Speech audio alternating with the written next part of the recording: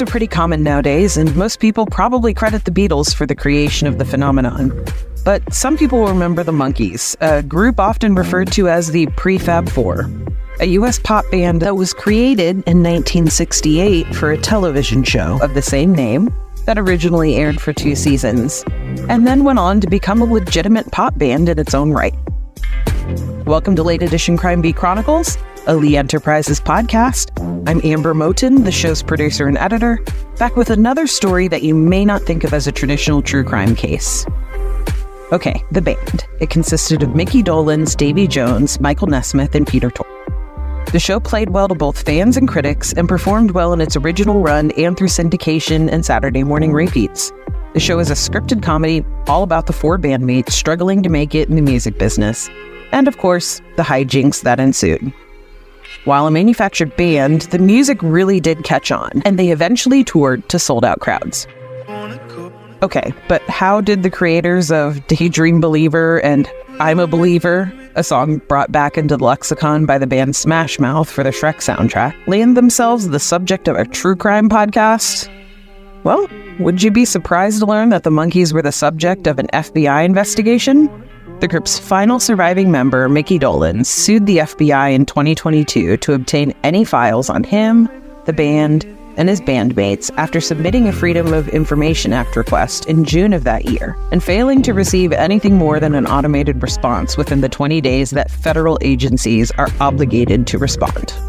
Randy Krehbil, you may remember him from the series of episodes we did with the Tulsa World about the Osages during the Reign of Terror, joins me in this episode to explain how the pop band came to the attention of the FBI and, of course, the tie to Tulsa. It is great to have you back on the podcast, so thank you so much for doing this. Thank you. You wrote an article about the Monkees, the band, and a tie to the FBI, but let's kind of start a little bit with who the Monkees were. Now, I remember them when I was little. I think around when I was 4, MTV was airing reruns of their TV show, which was a sitcom, if I remember correctly, and I absolutely adored it. Can you just kind of talk about the history of the Monkees? Sure. So I was kind of the Monkees' target audience, I think, when they came out. But in the 1960s, when we had the British invasion and sort of pop music and rock music was really exploding onto the scene, some TV producers got the idea of creating a band and making a television series about the band. And initially, the band was not going to be performing their own music. I think the idea was they actually would do the singing, but not play the instruments. And the show turned out to be like a lot of music in that era. The band became rapidly popular and almost as rapidly faded from the scene, but at any rate, they became proficient enough, I guess you would say. Basically, they just insisted that they were going to be the band, that they didn't need all these other people. So they went out on tour. They had at least a couple of them, and actually, they had more than that, I think. But they went out on tour, and they were, quite successful. I found out they sold something like 75 million records in about a 2 or 3 year span. So they were pretty much a big deal. They because it was put together by these TV producers, they hired some of the big name songwriters in the Brill Building in New York, which was the place where a lot of the 50s and 60s and on into the 70s, big hits were written in the Brill Building in New York, and so they had some very big hits, and then you mentioned MTV. They had kind of a second life when MTV came out because they started playing those shows and reruns, and they became popular again. And at least some of them started touring again in the I guess it was in the 80s, maybe. And even there's one of them still alive, Mickey Dolenz, and he still does some shows at 78. Wait, didn't the show actually win an Emmy, I think? Yeah, I think one year the show won an Emmy for best comedy series. It beat out like Andy Griffith and some shows like that. So, I mean, it was legitimately entertaining, it sounds like, and critically acclaimed. So, Well, it was different because they, as I recall, they would come out and there were sort of plots, but it was almost kind of an absurdist comedy in that they were kind of goofy and they were just a lot of little series of scenes. And some people have drawn a line from that show to music videos in the MTV era, because the it was set up to kind of sell the music, and it all revolved around their music. I mean, the plots, such as they were pretty simple and silly, intentionally silly, I should say. Right. Okay, so let's set up the crime in air quotes here. So the Monkees were in Tulsa. You said they were touring. They were in Tulsa in 1967 to play a concert. Can you kind of set the scene with that? Yeah, they came. It was actually on January the 2nd, 1967. They played at what was then called the Convention Center Arena. It was a downtown venue that had not been open very long at that time. It would hold about 8,500 people for a concert like this, and they sold out. It was mainly like young teens, I think, probably 11 or 12 up to 16, 17, something like that, and their parents. Some mom would get roped into bringing 5 or 6 kids from the neighborhood or whatever, and it went on. There was no big controversy, I don't think, at the time, except this entertainment editor from the Tulsa Tribune, which was an afternoon paper here at the time. He didn't like it, and one of the criticisms in general of the Monkees was that it was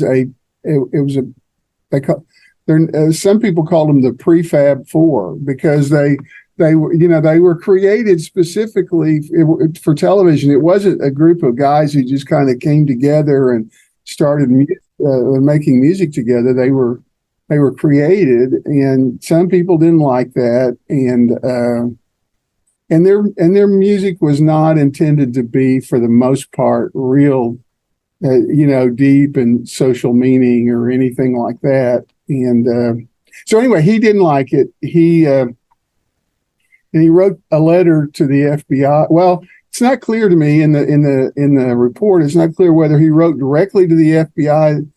Apparently, he maybe sent this to the television production.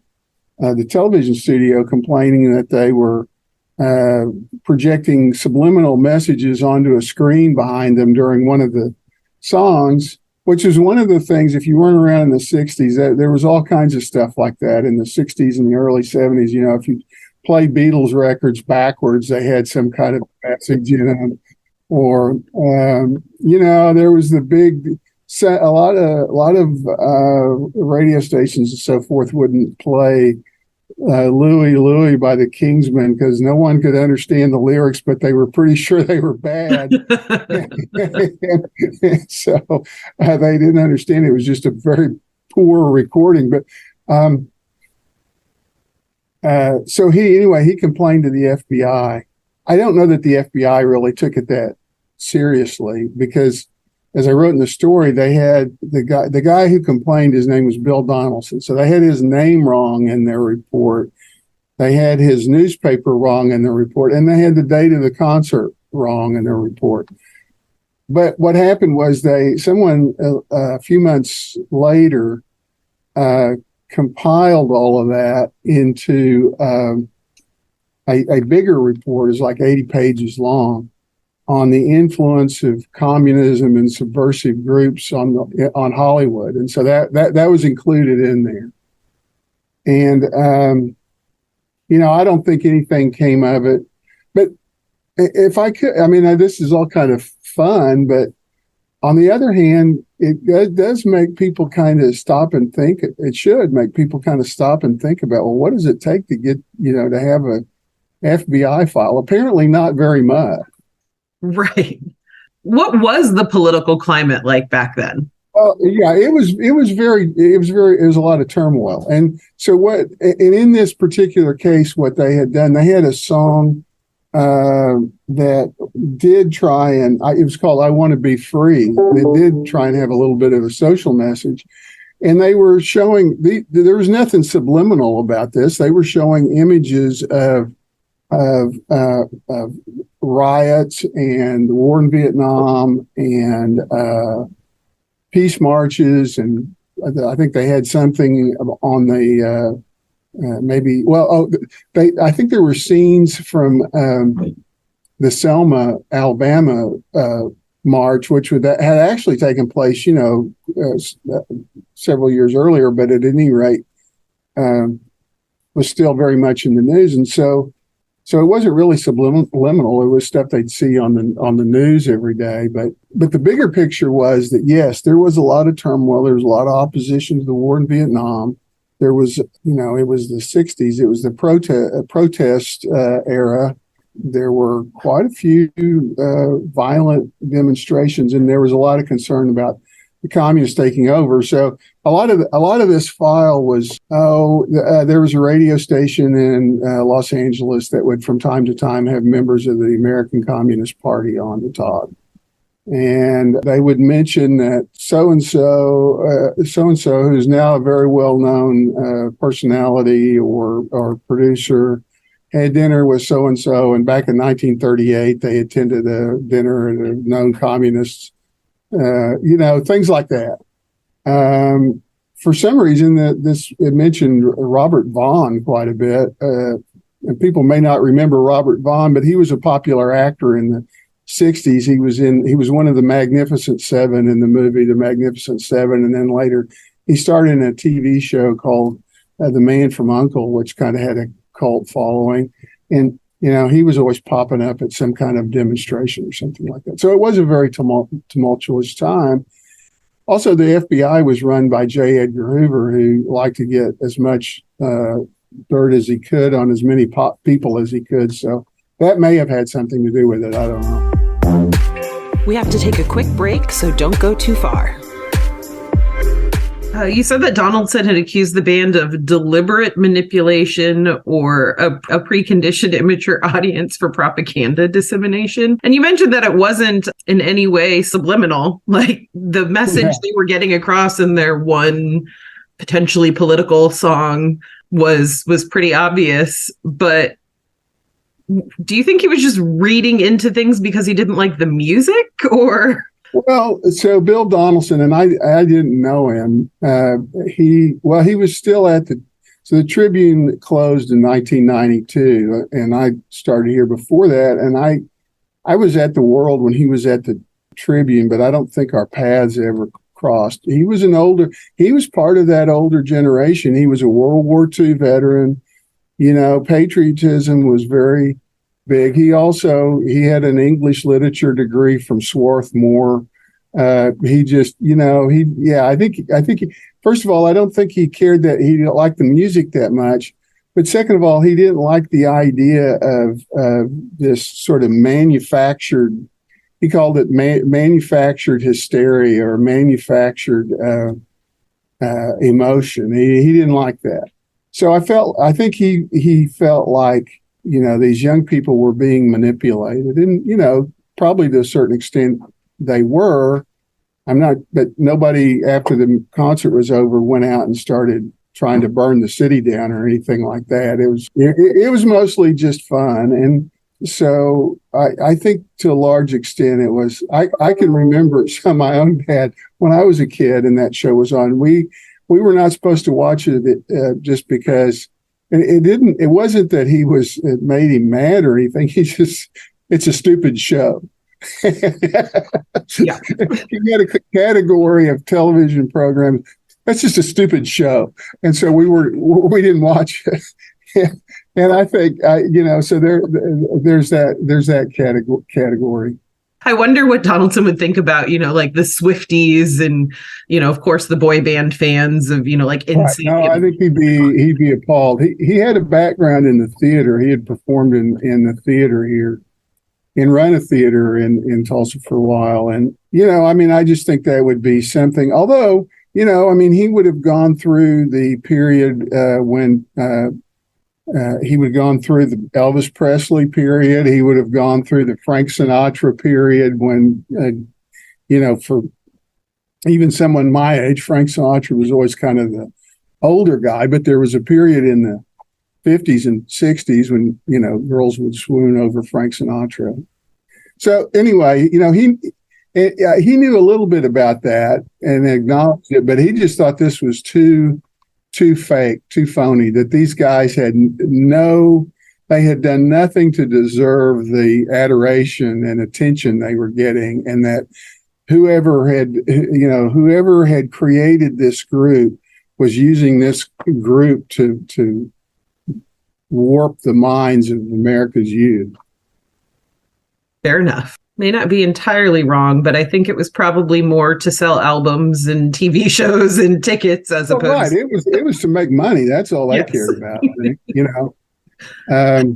And I have to say that there maybe was a little bit of anti-Semitism involved. The Monkees weren't Jewish, but the producers. So one of the producers was the son of the head of one of the studios in Los Angeles. And they seem to have been Jewish. And so, I don't know, but there could have been some anti-Semitism involved in that too. Gotcha. I mean, you saw that these guys were all white, but, with some of the black performers at the time, it was really evident, and so, I mean, this is getting a little far field, but some people think that President Nixon pushed for the criminalization for marijuana because he associated it with black performers in music genres that he didn't understand or didn't approve of, and so he wanted to put those guys in jail. Okay, so you said you didn't think that the FBI really gave it much attention. You mentioned like the misspellings and inaccuracies in the report. Did it give you any indication that they actually followed up and looked into it? Well, so I didn't see this report, but the lawyer, Mr. Zaid, who's the lawyer for Mickey Dolenz, said that there was another report where an FBI agent went to one of the concerts. And it's not clear whether he went because of this report or he went because he had a 12-year-old daughter. But anyway, he went and said more or less the same thing that Bill Donaldson did. I fully admit I really wanted to do this because anytime I can talk about Daydream Believer, it makes me happy. My mom said I would run around screaming the lyrics to that song when I was little. So that was always fun. But I mean, is the general consensus does not seem to be that the Monkees were some big subversive group. Is that right? Correct.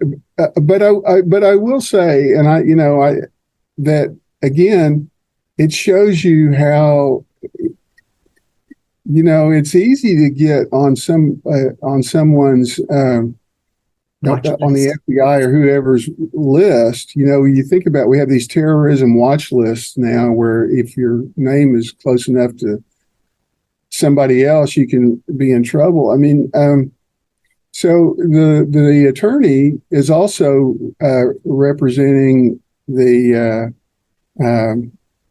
actor from 2.5 Men, John. Why can't I think of John's last?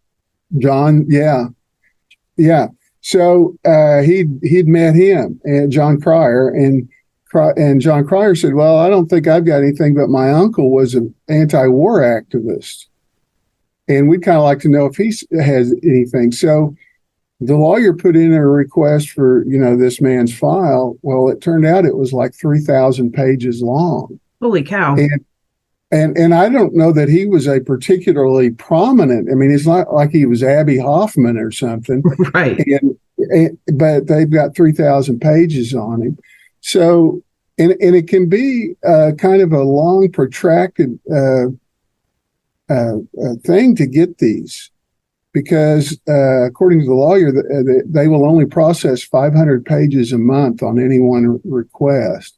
Oh, gee. So, yeah, right. And then when you get it, it may be all redacted and you've got to go to court to have the redactions removed. So, I mean, I don't want people in a panic or anything like that, but I think they ought to be aware that, there is a lot of information out there, and, some people don't like that. Yeah.